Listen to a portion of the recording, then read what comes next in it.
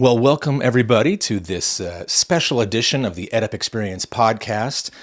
We're starting a little 6-part mini series called The Currency of Change as part of a ongoing exploration of the changing landscape in higher education. So 6 parts. My name is Andy Bennis, and I am the Associate VP of Marketing and Communication and currently the Interim VP of Enrollment at Los Angeles Pacific University. And my co-pilot for the mini series is Dr. Jamie Brownlee-Turgeon, and I am the Vice Provost of Operations for Graduate and Professional Studies at Point Loma Nazarene University. See, I could have tried to handle your introduction as well, but I decided to not risk it. So I'm glad you said that because it was way more articulate. I would have butchered it. Like we said, this is episode 1 of 6, and we're going to try to look at the situation from a number of angles. I think the first disclaimer is that every one of these topics could be a dissertation in and of itself, right? I mean, we could go on for a week's worth of conference talking on any one of these issues. But just as a way of broaching the conversation, some of you listening are kind of hot and heavy in the middle of these issues. Some of you are just beginning to really have open, honest discussions at your institutions about it. And so we're hoping the podcast is just a way to share in that conversation, maybe help you explore even more with your colleagues. So this episode, we're basically calling this one, hey, but we've always done it this way, right? And by the way, the currency of change as the name of the mini series, that plays on so many levels. Currency as in currently, currency as in money and financial implications, and change, of course, speaks for itself. And I think that's where we want to start with this, hey, but we've always done it this way. The landscape, the higher ed landscape, is changing way too quickly for anybody able to just stand pat or stay stuck, which is really basically what it is at this point if you're not moving. So the sort of head in the sand posture at this point, 2024, as we record this, that posture is probably a death sentence. Yes, definitely. Or at least the beginning of it, right? It's a new day. Student demographics are new. Student behaviors are new. New prospective student behaviors are different. Engaging with prospective students is different. And I think every institution, whether it's an individual department, a college, the university as a whole, at senior levels, all the way down, they're just asking now more than ever, are we pivoting? Are we moving in the right direction? Are we moving at all?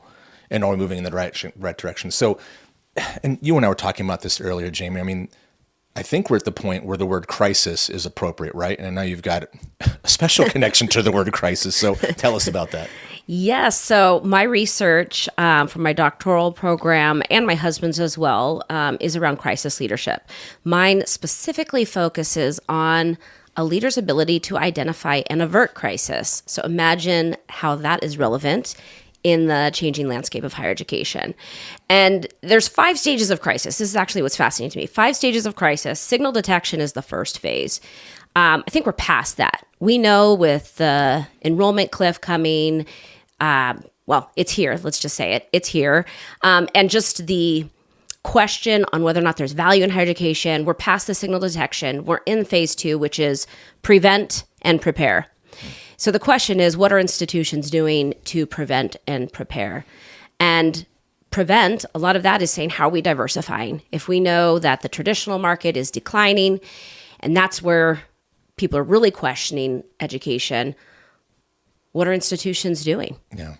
And I know we'll get into specific reasons and specific kind of war fronts on each of those.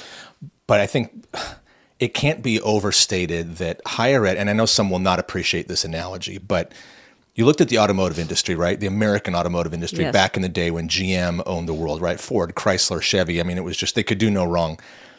And then the market started to change, technology started to change, the Japanese figured out a new way to do things, and all of a sudden, this whole, hey, it's the way we've always done it. They stayed stuck.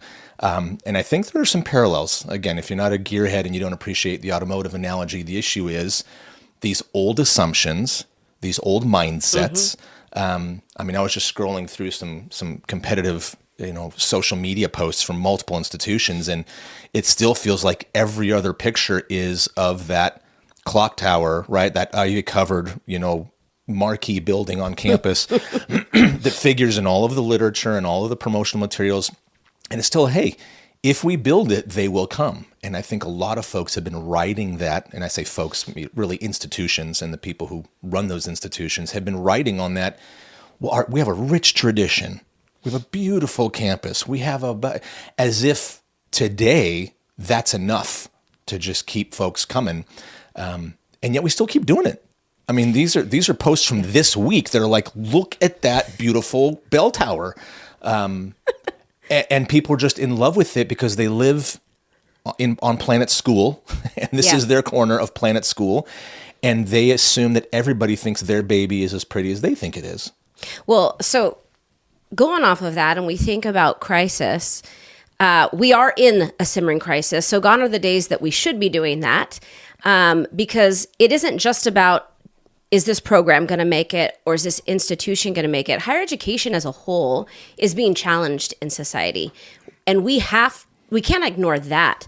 And I think as people, I mean, my whole professional experience has been in higher education, and I know the bulk of yours has been as well. Like, we want this industry to stay around. Right. So what are we doing, not just to save our academic major or our institution, but the value of higher education as a whole? Yeah. If you can raise it to that level and think about it that level, I think we have to, because we just can't be looking at the bell tower. No, there's no choices anymore. And I think the hardest part, because you get so used to doing things a certain way, and right, this goes for any industry, and it goes for people, families, relationships. I'm not even going to touch how much crisis management for both you and your husband must help at home, but that's a whole different podcast.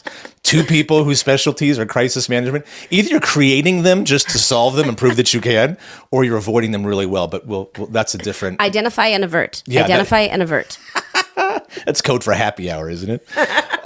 That's right. Whole different podcast. But listen, this issue of...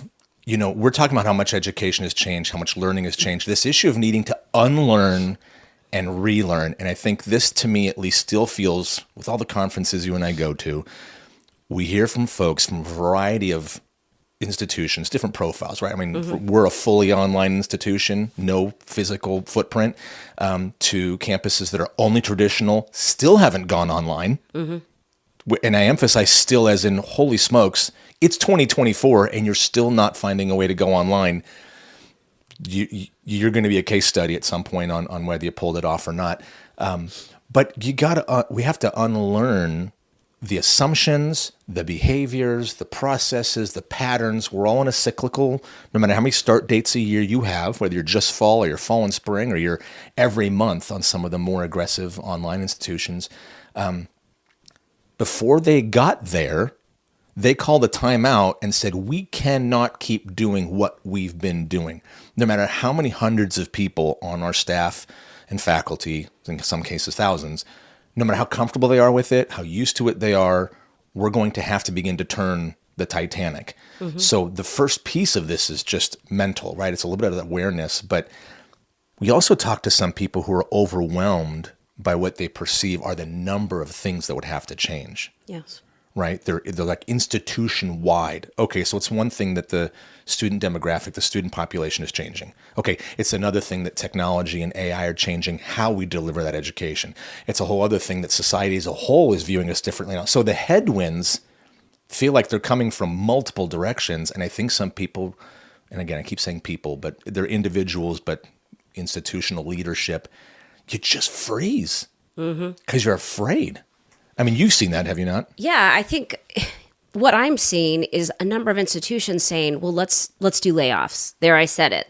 I said the word no one wants to hear about, but it's happening. And they're doing these significant cuts, but nothing else. Not addressing the other issues that you just said. Right. It's like, no. It's not just, hey, reduction in force is going to solve our problems. There's still that mindset that you're talking about that has to change. Yeah.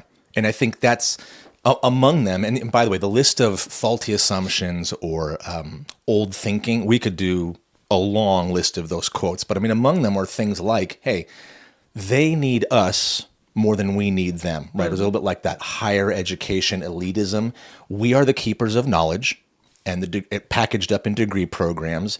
You, up and coming young people, or the folks who don't yet have degrees, you need this knowledge. We will bless you by imparting that if you come to us. and I'm exaggerating it obviously, but there is a little bit of that built-in elitism that says we have what you need.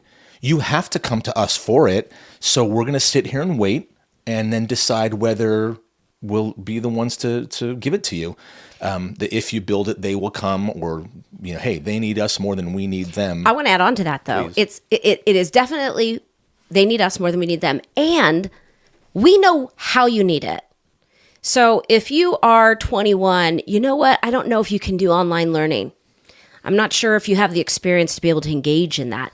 It's like, we're telling them, not only you need us more than we need you, but we're also telling you what you need and how you need it delivered to you, because we know you better than you know yourself. That's always yeah. Shock and awe from the audience. Absolutely. But do you see that? I mean, I hear that when I'm interacting with others, and it's like they get to choose. Yeah. Well, and it does go back to the, hey, I'm the expert in this area. I wrote this book that we're going to be learning from this semester. And so I'm going to be in control of what you learn, but I'm also going to be in control of how you learn it. And Yes. now, and right now I'm speaking more to the traditional classroom lecture model, right? Read, absorb, take tests, regurgitate. And no matter how much you teach folks to think, that's still the model. Yes. I'm going to impart what I know. You choose however you want to capture it digitally, bring your laptop to class, type it up, narrate your notes to yourself, whatever. That's up to you. And it's sort of the difference between teaching versus learning. Teaching is just, I'm focusing on the curriculum, the content, my knowledge, and I'm going to just toss that out to you. You absorb it any way you want. But technology is starting to turn that around where curriculum design, information delivery, learning itself is now so personalized and catered that some of those lectures are literally falling on deaf ears, where it's just, you're not saying this in a way that's relatable to me, so I'm going to go get it from somewhere else. So let me ask you a question, Andy. I have little birdies that tell me things that are happening at your school, LAPU. I can neither confirm nor deny. But I hear that you are actually embedding AI into your LMS to help students with research. And I think that's innovative. That's that change of mindset. You're doing it. Can you expand on that? As much as I'm able. Okay. And able not as in I'm not allowed to, as in I'm not technical enough to know every nuance. Yes. However, I can tell you, it's an AI course assistant that basically has the ability, much like the large language models, scrape the internet for all knowledge available. There's a technology out there there's multiple now, but providers of this. It's a course assistant that scrapes all the content from that course. So whether that's texts, supplementary documents, videos, whatnot, it's scraped that content, and students can ask clarifying questions in that interactive format, like with a chatbot. Matter of fact, we just had a little in-house, I don't want to say competition, but it was kind of a community brainstorm on what to call it. And the winner is Spark. So Spark is our AI course assistant. And eventually it's rolling out to all courses, where students will simply say, hey, help me understand this, or explain this concept to me in a different way, or this is what I understand, what am I missing, or whatever your normal Chat GPT or Gemini interface is, the way you have those conversations, but they're happening inside specific courses. But that's excellent. That's I'm changing the mindset. We're not doing things the way we've always done it. No, you're meeting the students where they are. You're meeting the students where you are, where there's plenty of institutions that are still very anti-AI anything. Right. What can I say except you're welcome? Yes, you are welcome. Well, that is, and all kidding aside, that is it's the epitome of being student focused, Yes. right? I think so often, unfortunately, those who have the microphone at our institutions love to say, we are a student-centered, and then there's no real explanation, or in some cases, no living out of what that actually means. Really? What are you doing to become more student-centered? And it's more than just campus safety and, resources and fun stuff, social stuff, athletic stuff, because that's all a piece of it, but you can't just offer those things and then call yourself student-centered when the core issue is the learning and the education. And again, so it speaks to this change of mindset, going back to the title of this episode, but we've always done it this way. I don't know that anybody's actually saying that out loud. I think it's one of those defenses you would have given a while ago. You certainly thinking it, because even if it's one of those things you say out loud and then realize how silly it sounds. Did I just say that? That sounds like the most stuck thing ever. But I know, and you and I were, having worked together in the past, we were victims of this during some very busy seasons where so many of us are just so busy running the institution, right? There's so many micro fires, issues, literal death by 1,000 paper cuts as far as things you have to solve, personnel stuff, student stuff, academic stuff, administrative, operational, financial. There's just this ongoing list. We get so busy, we get so stuck in the weeds, right? That phrase we used to use, right? We're so busy working in the business, in the day-to-day operations, that we're not working on it. So that ability to step back and look at it from a higher level and kind of map the whole thing out and say, all right, from let's call it the entire student journey, student life cycle, cradle to grave, right? From initial interest through alumni, their experience, the way the university operates, the way we interact with students, that whole student journey thing. And a lot of institutions have gone through student journey mapping exercises. And if they haven't, they should. But there's this question about, do we examine or question what we do and how we do it, right? How many department meetings, college level meetings, board, whatever, cabinet level meetings, how much airplay is that topic actually getting? I mean, what's your sense? Because you've been in a number of these. I mean, you and I both sat at the big kids table at multiple institutions, but what are those conversations like currently? Are there enough of the what are we doing and how are we doing it self-reflection conversations? Well, I will say this. I think at the big kid table, the conversation needs to be looking at the environment, the landscape of higher education, needs to be having conversations about vision. What's vision for higher education, but vision for the institution as well. I mean, I look out there and I look at different institutions and I'm like, where's the vision? What are they headed toward? And it can be really uninspiring to do the hard work day in and day out in the business when you don't have a bigger picture. Even working on the business, how do you do that with a big vision of where you're headed? And so I think that is a key element that needs to be discussed at the executive table because everyone in the institution needs to know it. Yeah. I think, and it's really, it'll come up later in other future episodes as well. But there's this, we used the word crisis earlier, a little bit of an identity crisis for some folks, right? Because the identity that's carried them for the last 20, 50, 100, 200 years isn't the same anymore. Or if the identity is the same, the appeal to the marketplace is not the same. And again, for those of you that have a traditional higher ed background, when we use terms like business and marketplace, you might be feeling the little hairs on the back of your neck stand up, saying, "We're not a business, we're a university." I get it, but there are customers, there's a product, there's an organization that creates and/or delivers that product and/or service. So, for generic terms, we're speaking about. And by the way, money's changing hands, so you don't have to use the word business. But let's face it, this is a revenue-driven issue. And unless you've got billions with a B in an endowment, you're having these conversations. And I think that's where it falls on leadership, for better or for worse, right? Heavy is the crown. Heavy is the head, not the crown. Well, crown's heavy too. It's the head that wears the crown. I will get my cliches right before this is over. Happy Friday. Right? Welcome to the cliche-a-thon.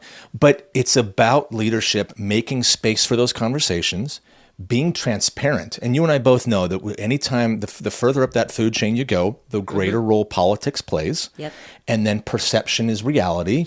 And then protection of that perception becomes a more of a reality, right? So there is this emperor has no clothes thing. Like, I'm not bringing it up. You're going to bring it up? I'm not going to bring it up because you don't know who's going to reach across the boardroom table and slap you overtly or subtly for bringing some of this stuff up.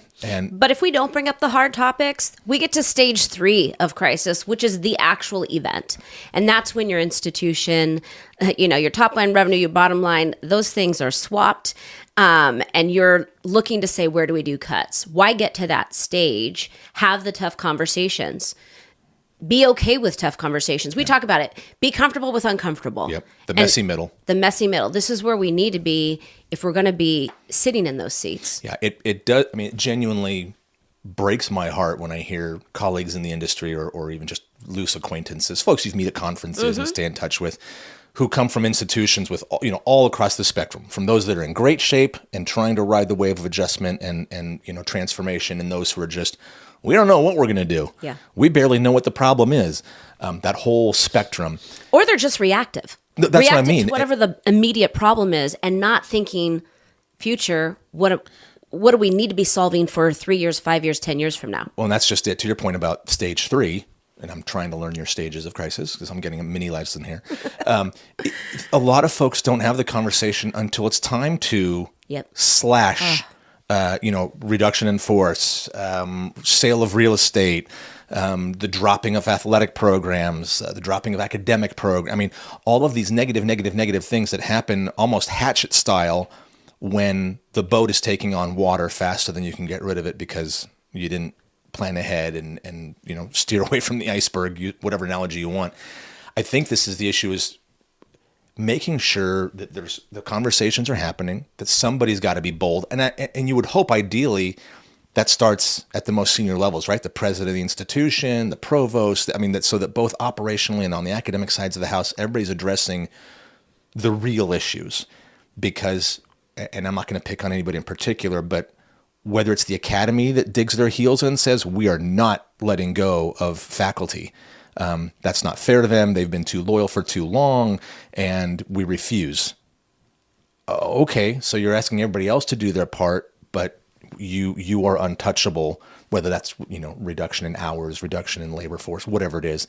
Hard discussions, hard conversations. So people start to dig in their heels. They start to protect their own turf. And at the very least, it prevents the conversations you were just talking about, where people have to open up honestly, whether it's spreadsheet driven or not. Yeah. Where are we? Where's the reality of where we are, so we can start talking about ways out? Okay, so I have an example at Point Loma. I'm proud of our faculty for this one. A few years ago, I did an analysis of the landscape and our adult undergraduate degree programs. And the model we had was phasing out. I was able to see it. So prior to then, faculty did not want to go online. But we mapped out, okay, here's a timeline of the decline that we're foreseeing. Since then, we've launched online. We saw the decline in the hybrid model, but we were able to mitigate the entire revenue because we went online. Mm-hmm. So that's what I'm thinking about. Like, you have to foresee what's going to start to decline.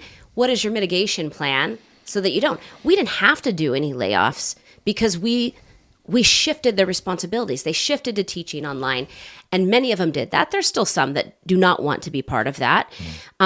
But at the end of the day, we have the same number of students, the same number of faculty engaging in it, because we said, hey, we have to shift with the market. Yeah. So I'm proud of them. They've came a long way. 10 years ago, they were voting no on those programs. So the fact that we completely mitigated, that's that prevent.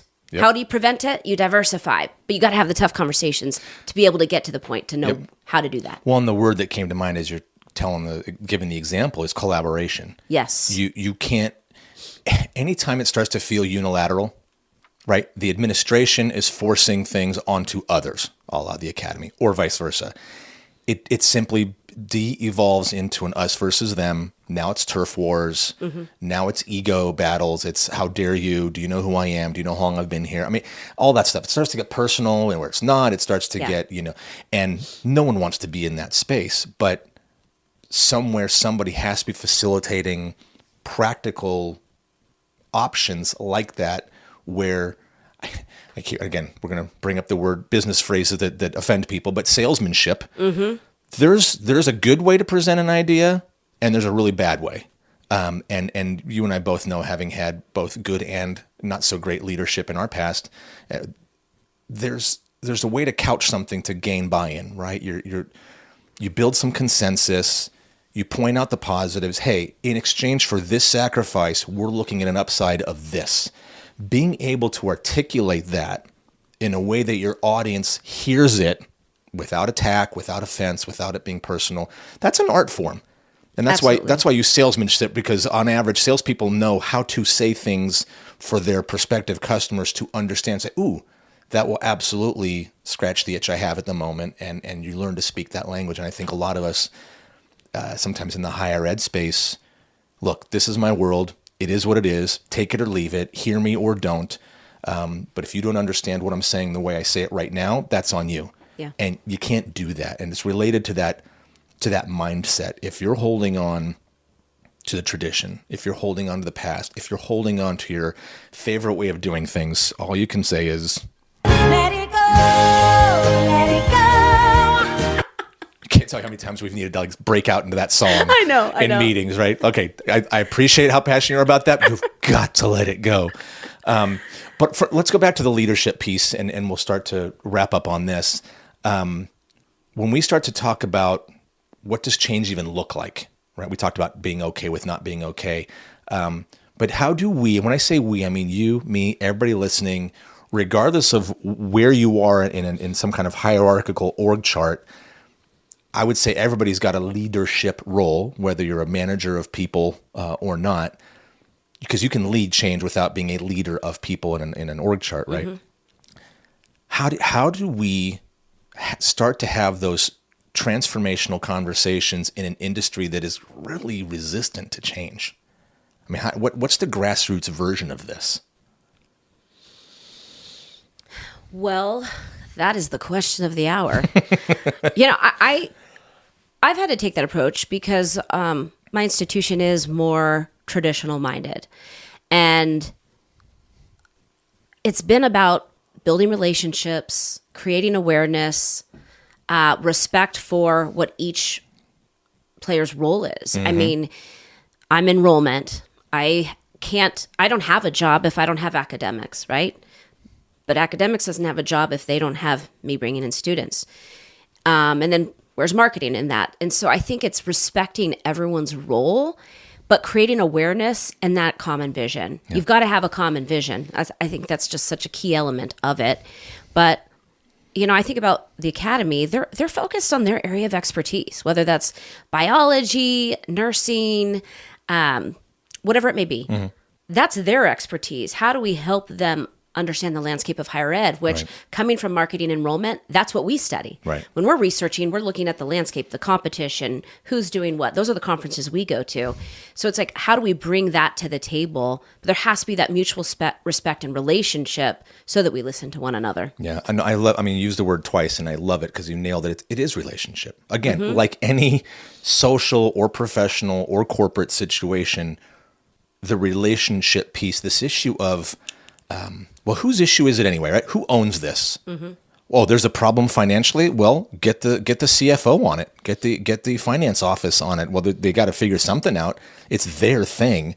This siloed, and again, we opened by saying any one of these topics could be a week-long conference. Yes. Breaking down silos is not something that's going to be done in one 30-minute conversation. It hasn't been done in 150 books right. on breaking down silos, so we certainly aren't going to tackle it. But that is the issue, ownership, and deciding, no, we are all a piece of this. And to your point, talk about that grassroots. It's the other cliche, and I'll get this one right. Think globally, act locally. So think macro. We need to turn things around. We need to operate a little differently. We need to make ourselves financially solvent. We need to this, we need to that. Think globally and then act locally. What your next conversation, your next meeting, what can you do to help maybe start shifting the mindset mm-hmm. more towards let's be flexible. Let's think of different ways to do this. You know what? Time out. Let's come at this at a totally different angle. I know this is normally a half-hour meeting. We're going to push it to 45, and I'd like to take some time to talk about forget how we do it right now. Forget any of this even existed. If you were building it from scratch, how would you do it? Whatever. Yeah. But start changing, interrupting the process cycle, the think cycle, the repetitive cycles. Oh, it's May. Oh, it's budget month. Start to get out of some of the hamster wheel experiences that we just get locked into. And I think what you just mentioned is huge. If you're not doing any kind of interdepartmental introductions, not cross-training as in you're going to do the job, cross-training as in I tell you what we do and how we do it. You come and talk to my team and tell me what you do and how you do it. That automatically builds that respect, awareness. And now when the senior cabinet starts to start having tough conversations about the big picture and bringing more and more leaders to the tables, VPs, directors, and whoever else, there's at least a mutual understanding that, like, yeah, we are all in this together, and we all do need to contribute to the solution. And hopefully you've got leadership that does listen to those contributions, because that's eventually going to be the only way out. I think that's a great place to leave it for now, because in the next episode, we're going to get into more detail about this is a highly academic title. Next session, we talk about numbers schmumbers, making data-driven decisions. And again, for those who are more classically trained or theoretically minded, talking numbers might be a little scary, but it's one of those things, much like everything we just talked about, you can't do without. So good stuff. Thank you, Jamie. This is fun. Thank you, Andy. So that'll do it for part one. Again, reminder, it's part 1 of 6. So we'll be back with another episode of The Currency of Change in this special edition of the EdUp Experience podcast. So good to be with you all, and stay tuned.